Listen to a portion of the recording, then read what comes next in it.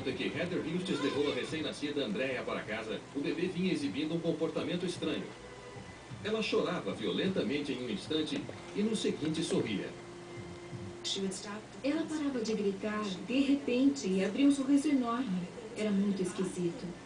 Além disso, Andrea vomitava depois de praticamente todas as refeições. Os médicos acreditavam que os episódios eram resultado de uma hérnia inguinal, mas mesmo depois que Andrea foi operada, nada mudou. Não sabia o que fazer e achei que talvez fosse algo que eu estivesse comendo. Resolvi suspender a alimentação no peito e passei a dar mamadeira. Não fez a menor diferença, foi a mesma coisa, ela continuou vomitando. Preocupada, a jovem mãe fez o melhor que pôde para lidar com tudo aquilo. Mas com o pai das crianças longe de casa durante a maior parte da semana, ela estava achando a situação cada vez mais difícil. A Heather estava sempre dizendo, estou tão cansada, não consigo dormir. Aquilo estava acabando com ela. Fiquei estressada. Tinha mais 2 filhos para cuidar além dela, e é claro que, sem o Ed por perto, foi mais difícil.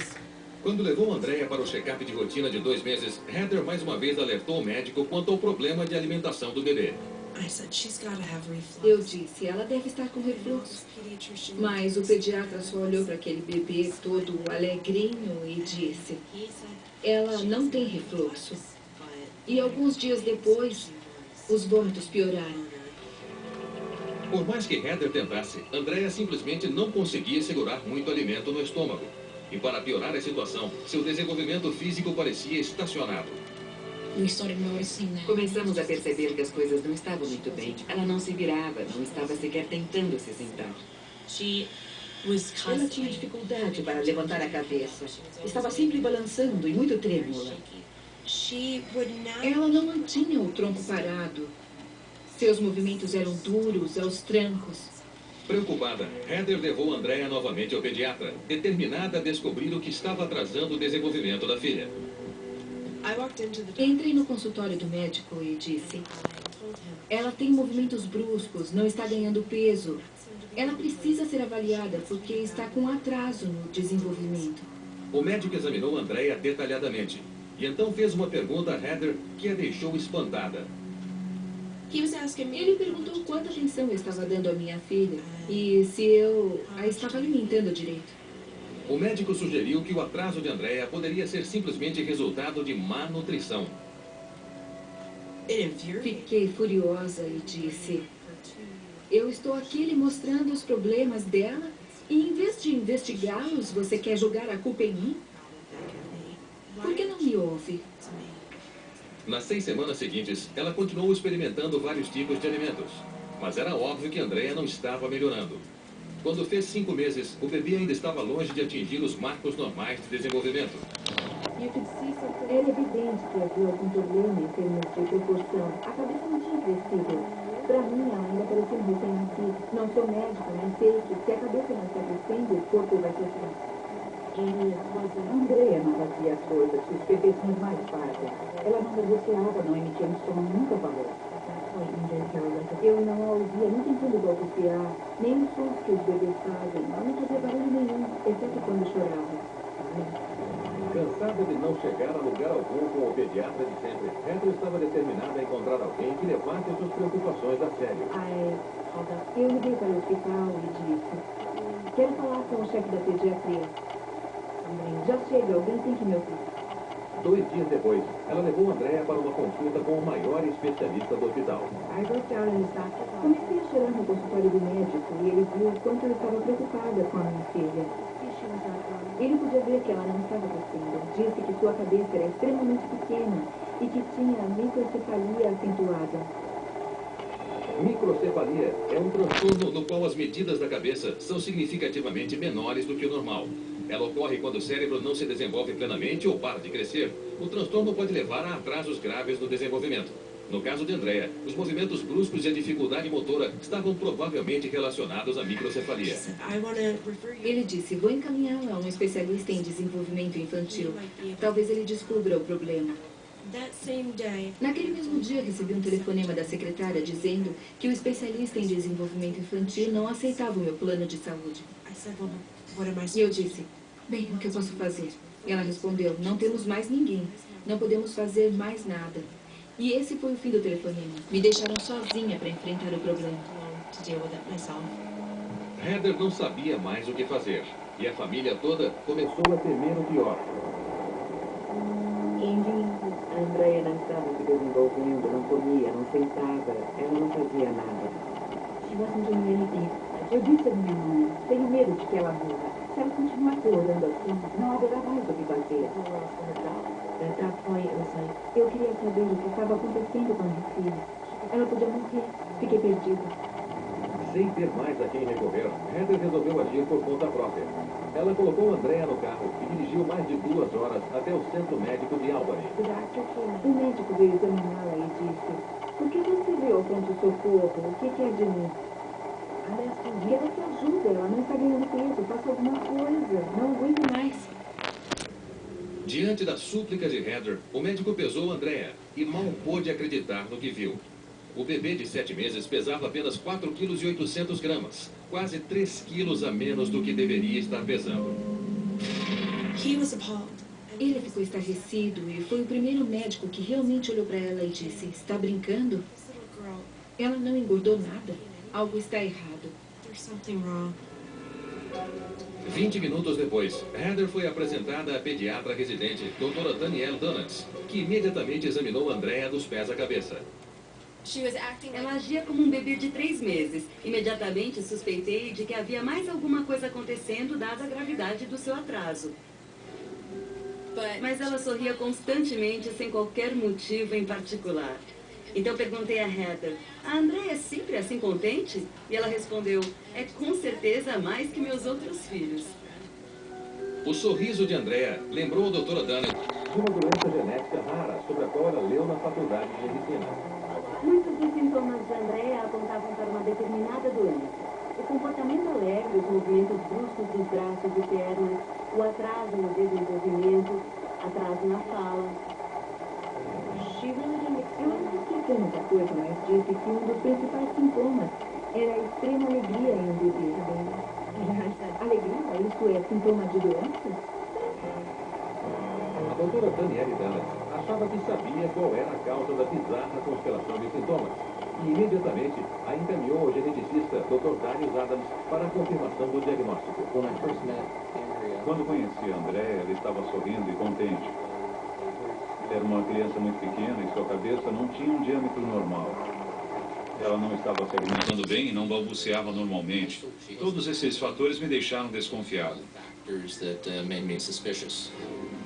O Dr. Adams suspeitava que Andrea estivesse de fato sofrendo da doença extremamente rara sobre a qual a doutora Donuts havia lido na faculdade, mas não podia ter certeza sem o exame de DNA.